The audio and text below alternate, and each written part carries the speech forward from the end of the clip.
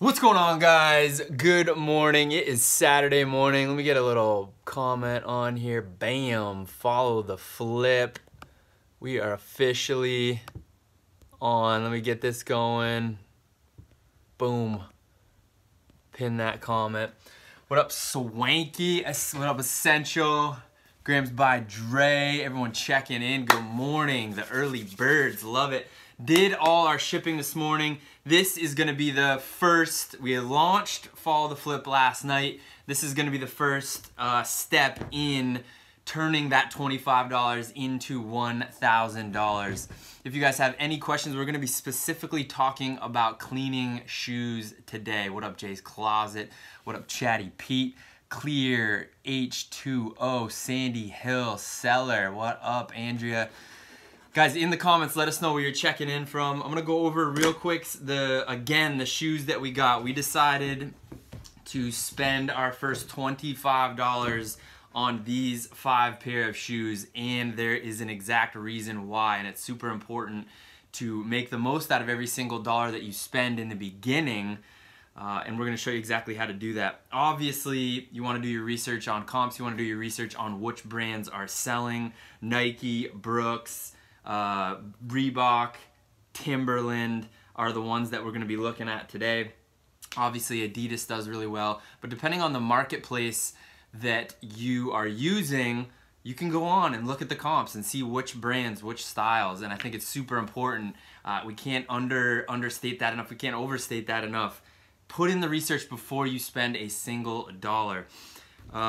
The first pair I want to show you is a pair of Brooks running shoes. We picked up these. All the pairs we're showing you were $5. We got them at Goodwill. You can look at Goodwill, Salvation Army, but you obviously want to spend the least amount of money as possible, especially starting with 25, to be able to flip as quickly as possible, but still get enough profit where you can increase your inventory and multiply that money. What up, Rap Twerker?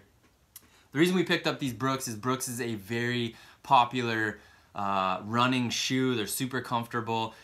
This is the Brooks Ravena 4. Keep in mind when you are looking at the thrift that just because it's a good brand doesn't mean it's a good buy. Eddie Weirdo, don't be afraid to negotiate at the counter. Ooh, good call, my man. We don't do a lot of negotiating at the counter, but that is absolutely something to think about, especially at Goodwill. If you want to drop some pointers about negotiating at the counter, we usually just respect what the price is and look for the pairs that are around $5 or under, unless it's like a crazy pair we'll buy for 10 bucks. But every pair you see here is $5. Now, the key in buying shoes from the thrift is you still want to make sure they're in good condition. Again, just because they're Nikes, just because they're Brooks, you have to check condition. One of the things that people miss is right up in this region, you always want to make sure there's no tears. That's usually one of the first pairs. Obviously, you want to check the soles. You want to make sure there's good tread. You want to make sure, we always do this spin method. You want to make sure you give it a little twerk, because sometimes when you do this, you'll see the sole has separated from the top of the shoe. Obviously, you don't want to buy that shoe. But we give it a little twist. We make sure that there's enough tread that the person who's going to be spending their hard-earned money on this shoe still has a lot of life in it. And then again, the key point, let me show you a couple other shoes. The key right here is you want to make sure there's no rips or tears. I don't have an example obviously that has a rip because we don't buy shoes that have those rips, but always be checking to make sure that right around here, right around where the top of your ankle, where the tongue hits, there is no rips or tears. Second, obviously, you want to make sure the bottoms are good, like I said, but then you want to take a look inside, specifically in the back heel. Again, you do not want to pick up pairs that are ripped in the heel. You want to make sure they got that clean, no rip heel. If they do have a big rip, we pass on those every time. We have seen people, Ryan, are you going to save these videos? Yes, that is the plan, Michael. Good call. I'm going to be saving these and putting them up on YouTube as well. As always, if I missed your question on these live feeds, send us a DM, but we are going to be putting them on YouTube as well. So you want to make sure, boom, up here and here, back in the heel, and then give it an honest, thorough look over before you purchase. In the very beginning, we weren't very thorough. We were like, oh, we've got a pair of Nike Air Force Ones, boom, threw it in the cart. We got a pair of, Nike Air Max, boom, throw it in the cart. And then we'd get home and we'd see that there was a rip or a tear or something that we hadn't noticed. And that is a bummer. They do have a return policy, but we are not big fans of returning because it creates more work for the people there. We always control our environment, so we said, you know what, we're gonna get better at checking. And then of course, you've checked the top, you checked the top 2 spots right here, you've checked in the heel, and then the bonus, especially with gently used pairs, is if the graphics, if they have graphics inside on the bottom, are still in really, really good shape. Because when you take the photos from the tops, these are gonna look almost brand new. And then you've got your tag right there. You wanna give yourself the best opportunity to flip the shoes as quickly as possible. So we're gonna put a lot of emphasis on follow the flip in sourcing, because the better you source, the more thorough you are, the easier it is gonna be to flip with respect to the market value, with respect to cleaning. Another thing you guys are gonna notice, I'm not gonna clean all of these on the live feed, but we also take into consideration our time. Now, again, you might see a pair of Air Force Ones. These are an 09 low. We love the colorway on these. And if you also notice, there's not a lot of cleaning that we're gonna have to do. We decided when we bought these that we wanted to put in some new laces because these were slightly faded. They're not horrible, but when you put in new laces, it makes it pop. It really, really makes the pictures pop. And you never use any filters, but if you can accentuate the pieces of the shoe that are white, it makes the shoes look really, really good. Again, these Brooks, when we looked at them, we're like, man, there's not a lot of cleaning that we're gonna have to do. We're definitely gonna scrub the bottom of these to bring out as much green as we possibly can. We definitely are going to use this pick. We're gonna make sure each and every single rock and pebble has been taken out. Again, with these Reeboks, there is some writing on the bottom. Goodwill sometimes does that. We're gonna make sure we scrub those off. We're gonna scrub these white parts. We're gonna make sure all the dirt is off. We have people that have messaged us saying, what, I don't understand, why are you cleaning the bottom of the shoes? They're gonna use them. And our response is, people are spending their hard-earned money. Everyone wants to buy a new pair of shoes. Not everyone wants to spend the money to buy a brand new pair of shoes. We're gonna provide it at a price point that makes sense, right around the $25, $30, $35, $40 range for these, depending on which pair. But still, people are spending their hard-earned money on something. Let's give them the best possible product that we can. The phrase is, clean your profit into it. If you just throw these up, you might also see that there's, you can't really see it right there, there is a few of those little white things that come from socks. We are gonna put on the gloves when we start cleaning. We're gonna pick all of those out because we want the shoe to look as close to new as possible. We're still gonna let them know they're gently used. We're still gonna let them know if there is any blemishes that we can't clean off, but we want to give people the best product. If they get a pair of shoes and say, no way, these are better than I expected, that's the better chance of them giving you a good review, which is gold, and for them returning, following you and waiting for you to post more shoes. We've noticed that in the beginning that was super, super important for us. People know that when they're getting shoes from us, they're in great condition, we're honest with our descriptions, and it's quick shipping. The reviews start to pile up, and then when a new buyer comes in, they say, wow, they've got a lot of really great reviews, and a lot of these reviews say how amazing the shoes are, better than they possibly thought. Holy smokes, it got to me so quick. So these are all points, especially when you're starting in the beginning, to keep in mind. You have no audience.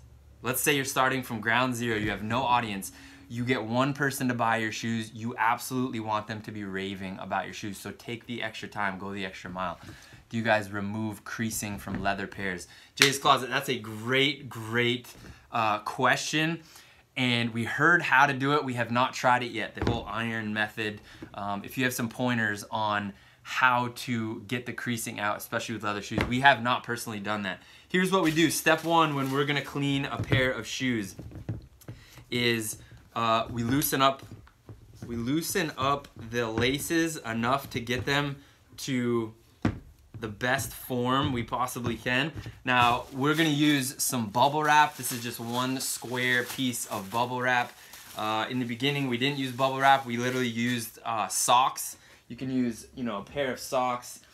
You ball the sock up, you can put it in the shoe. Remember, these are gently used shoes, so they've had socks in them before. But for this purpose, you also have a shoe tree. You can use a shoe tree, but a lot of people don't have a shoe tree when they first start off. So what we're gonna do is use a piece of bubble wrap. Anything that's soft that you can wedge into the shoe, you guys can see that. You wanna wedge it into the front of the shoe. And the reason we do this is you want to kind of stretch out, but not too far. You wanna make the shoe look as if it is on a foot. It works great. The ironing method is amazing.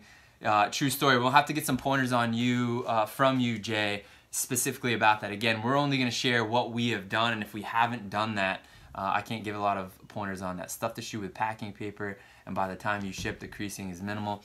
That's true as well, Timothy C. Here's the key too. When you start cleaning, when you start ironing, you always want to make sure that you're still being very thorough with your descriptions. Now, if you get all the creasing out, you can say no creasing, but don't trick people. Like if there's creasing, and here's the thing, if there's creasing, but you can hide the creasing by stuffing the shoe, don't say there's no creasing, because when they pull it out, the shoe. Now, Jay's method of ironing may eliminate that creasing, so that's a different story. So here we go, we've got our shoe, sweater stone for inside pilling. Yo, good call. We don't have a sweater stone, so we're gonna have to hand pick that. That's another thing. As you guys see, if you can improve what we are doing, the collective is gonna make this a lot better. So we've got our Brooks shoe. Obviously, we wanna take this sticker off, which we're gonna do right now. Take your time sometimes taking these stickers off, because that means they'll come off in one chunk. Well, two chunks.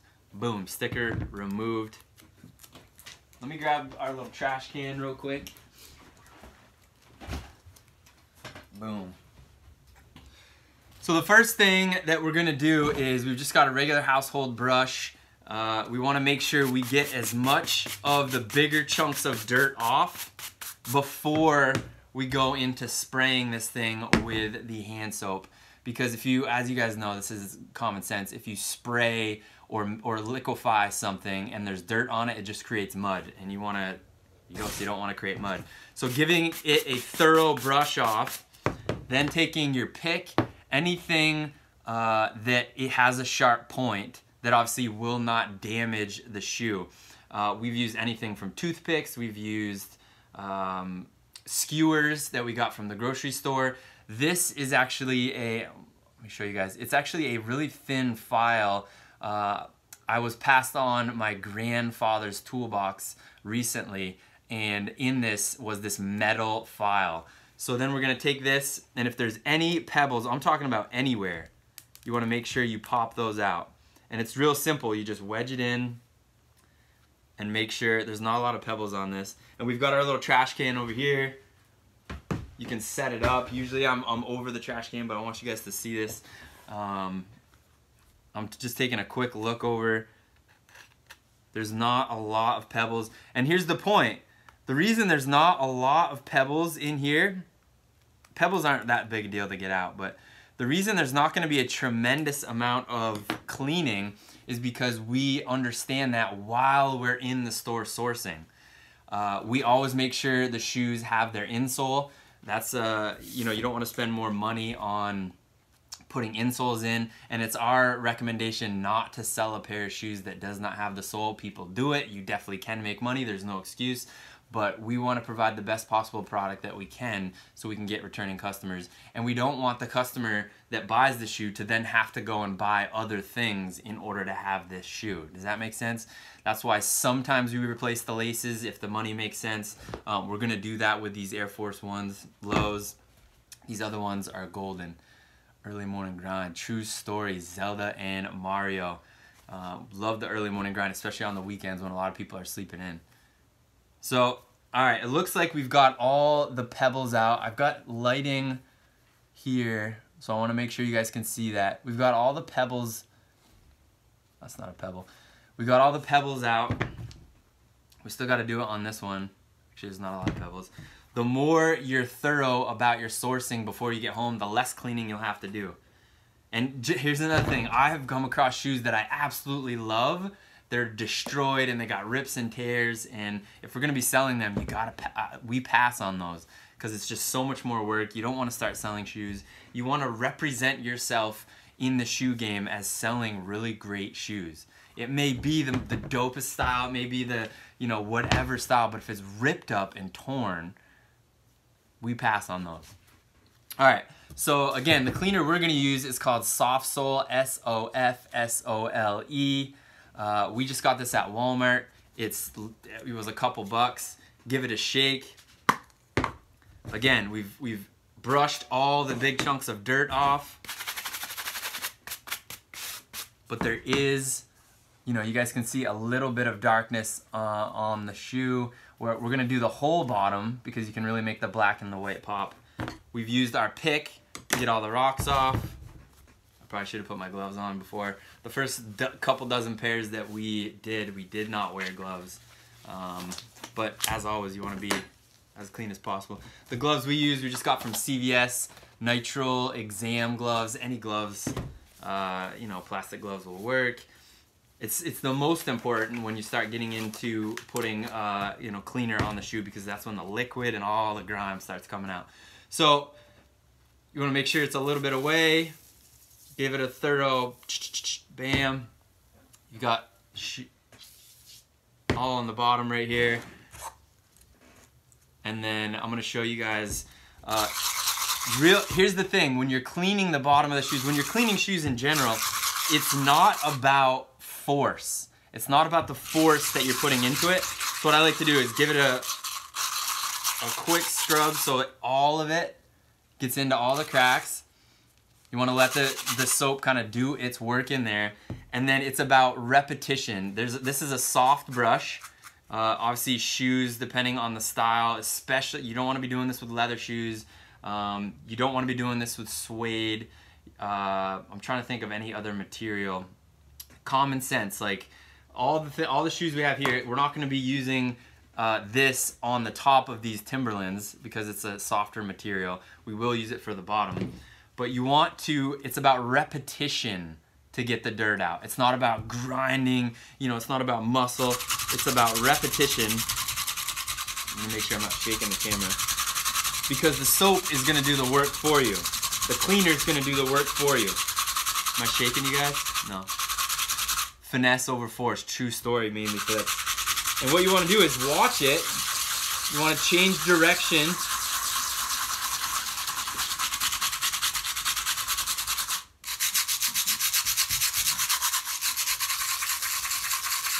Also, the reason that we stuff the shoe is it gives you a better handle on the shoe. So you can actually get in there. You want to make sure you get all that you possibly can.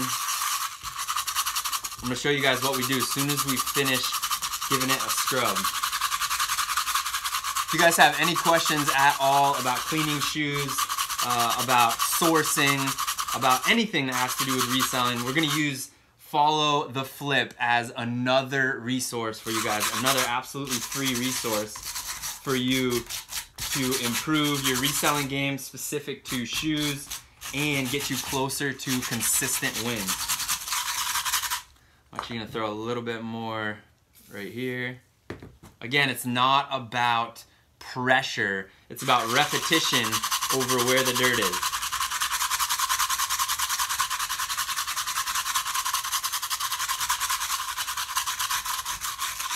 And you're using a soft enough brush on the top where it's not going to damage the shoe. Then what we want to do is some of the bigger, this is just a, what's this thing called? A little towel? Almost called it a handkerchief. Community over competition, true story, Jay's closet. So you want to get some of the spots that have the most, that are the most damp in there, out of the way. And then we go back to our initial brush. Sometimes you use a different brush. This is a brand new brush, so we're gonna do that because you've also used this to get the bigger chunks of dirt out. But then what we like to do is get right in there. This is helping the little cracks that are in there still have a little bit of soap in it, so you're both removing the wetness from the soap, but you're also cleaning deep into those cracks that this brush might not be able to get. And again, you're using that soft bristle brush, so it's not going to damage the shoe at all. Now the key to doing this and doing it quick is sometimes we've seen people say, okay, I clean the bottom of the shoe, we're gonna clean the side of the shoe very shortly, and then they just let it sit there. No, we're not using any water at all, Manly Flips. Then they just let it sit there and dry, and it usually takes a long time to do that. We wanna get all these shoes clean, get them dry, get them ready to go, so we can take pictures this morning, so we can get them listed this morning, so we can start delivering them today, hopefully. So we've got all that done. Now here's what I'm gonna show you guys. We use, actually I'll do the side first. So you've cleaned the bottom, it's starting to slowly dry. You guys can't see it that well right here, but this white has a little bit of dirt on it because we've got the bright lights.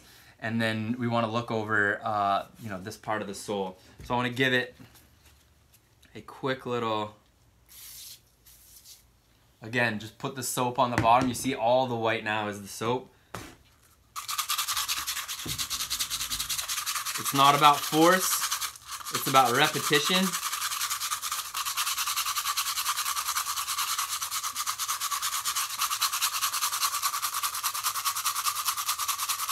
Cool, I'm glad you do. I'm glad you like it, Manly Flip.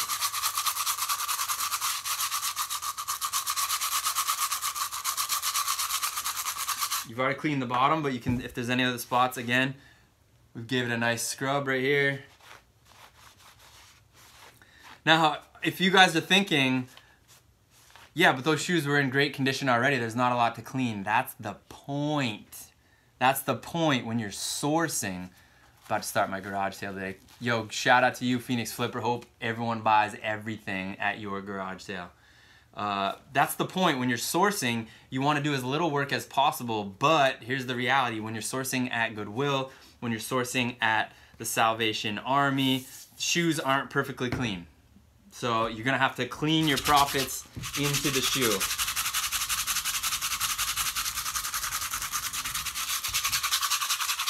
And if you're too lazy to clean your profits into the shoe, there's other people that aren't.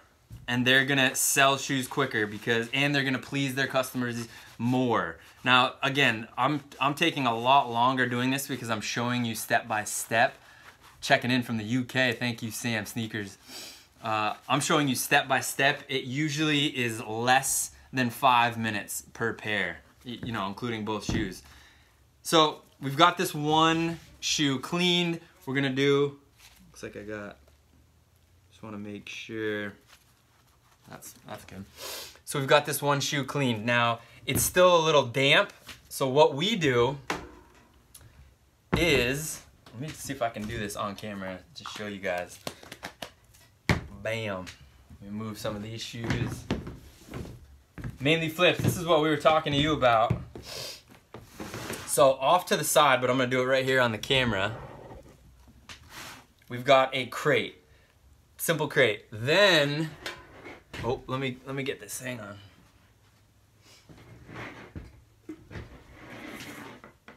We got a little space heater. We got these at Goodwill. You know, you can get these for a couple bucks. This is a space heater. It's cleaned up. Where's my shoe? Then what we do is once we've cleaned both shoes, what we'll do is we set it up on here. Oh, I didn't plug it in. Give me a second, guys. Let me plug this in real quick.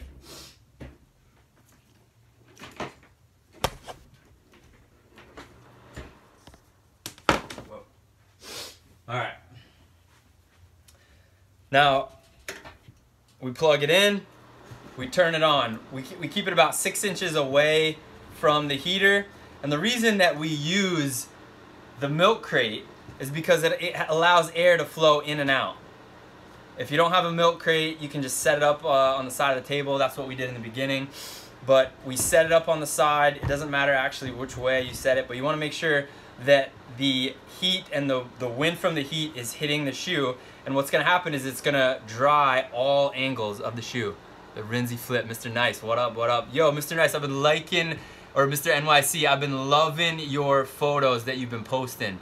I love that you show all angles, they're well lit, you know, shout out to you. So what's gonna happen is this is gonna drastically improve the time that it takes your shoe to dry.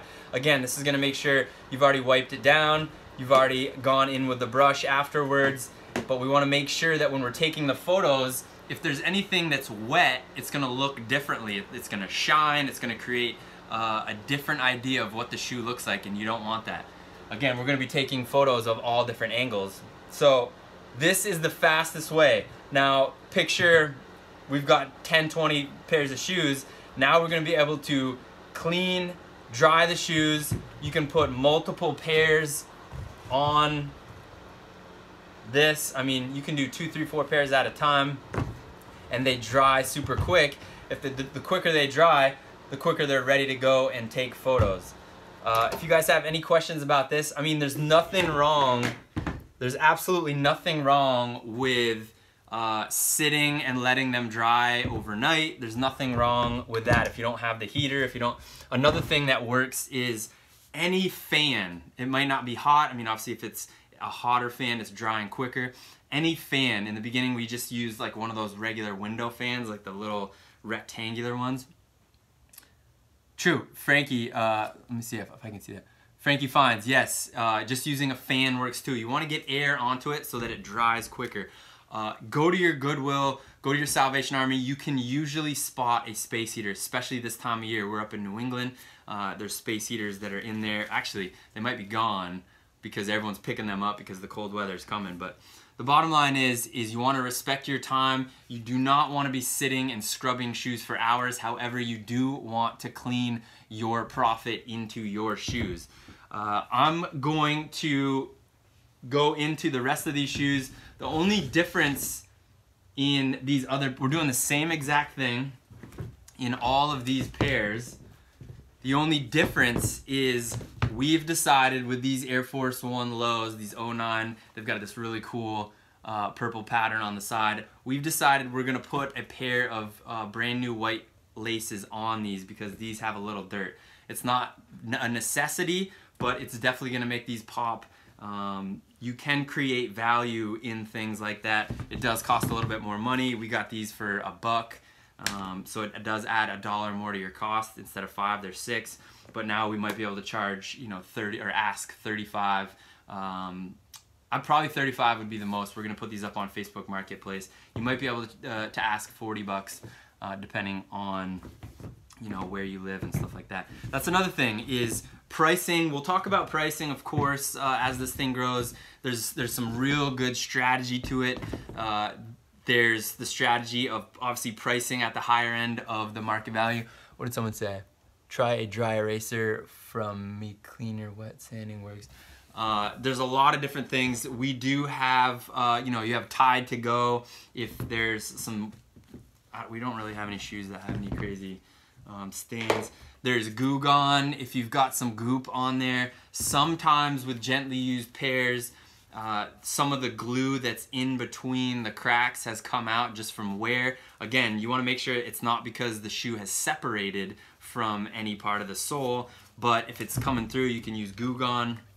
Again, you don't need to. You can just use the classic scrub cleaner. What I'm going to do is I'm going to do exactly what I just showed you with this shoe on all 5 pairs of these. Get that done this morning. Then I'm probably going to eat some breakfast. Then we're going to get these photographed and we're going to get these listed up today. We're going to start by only using Facebook Marketplace to try to sell these because a lot of people either don't know how to use Poshmark, don't know how to use Mercari, don't have a big following on either of those platforms, don't know how to ship. You know, if you know how to do all those things, you can jump in, and we respect the idea of putting it on multiple marketplaces if you have the game plan to handle multiple marketplaces. Paint thinner or turpentine from Home Depot works to remove marker. True story, just want to be super careful when you're starting to use higher octane chemicals. because if you use certain high octane chemicals on those things, it could damage the other parts of the shoe. However, you are exactly right when it comes to, for example, I don't know if you guys can see that, there's a little bit of marker on there. I mean, I'm gonna scrub it off with our normal cleaner, but there is other methods. You just wanna be careful. You always wanna make sure you're not damaging the shoe even more. Treat your product well, and it will treat you well. That's not some corny line, it's reality. Treat this well. It is a gently used pair. Someone has, ran in this shoe, but if you clean it up, you make it look real nice, you store it appropriately, you ship quickly, you are gonna grow your business really, really quick. You're welcome, Andrea, Harvey. We're gonna wrap up, guys, because I want to get all this stuff clean this morning, and like I said, I'm gonna eat some breakfast, and then we're only gonna use Facebook Marketplace to start. We're gonna try to sell through these 5 pairs. We spent $25. We're gonna try to get no less than $25 per pair in profit. So we're gonna try to get 30, 60, 90, 120, $150 out of these, which means we profit $125. But if we end up getting $100 profit out of these 5 pairs, we'll be happy, because then we can take that $100 and get a ton more inventory. And that's the goal. We want to kind of snowball this thing, get to $1,000 as quickly as possible. Whenever you guys see this black little box, this is where we're going to keep that stash of money. We do not recommend you keep a stash of money here and there, but for the visual purpose, we are going to continue to do that. We've spent all of our $25 on these 5 pairs, so this thing has 0 in it. We're gonna use Facebook Marketplace, which means 90% of the time it's gonna be an in-person delivery. We'll definitely do some live feeds about that. There is shipping on Facebook, so if that comes up, we'll talk a little bit about that. And then make sure your notifications are on, because let's say someone comes in and says, hey, you've got these up for 30 bucks, will you take 10? We might go live and say, hey, we're gonna show you what we would do, but what would you guys do? As you guys are following along with the adventure, you're gonna help us make some decisions. And the point of that is to get into this cadence of how it works when it comes to reselling shoes. As always, guys, hope you enjoy your day. It means the world to us that you would spend even a moment watching this, even a moment taking the time to ask us questions. We're gonna continue to answer every single question that we possibly can, because there's enough shoes for all of us to win. There's enough inventory where we can all make a little bit of money, or we can all make a lot of money. And when that happens, it opens up your day. It opens up your time freedom. It opens up so much opportunity. It's not all about the money. It's about creating opportunity for you to do what you want to do. Maybe you don't have to go 5 days to that job that you hate. Maybe you only have to go 4 or 3 because you're making money flipping them shoes. And then like us, maybe you don't have to go to any job that you don't like, and you get to wake up in the morning when you want, you get to do the things that you want, you get to work hard when you want. The bottom line is, guys, the adventure has begun. Follow the flip. We're gonna turn the $25 into $1,000. Have an amazing day today. I'm gonna clean the rest of these shoes so we can sell them.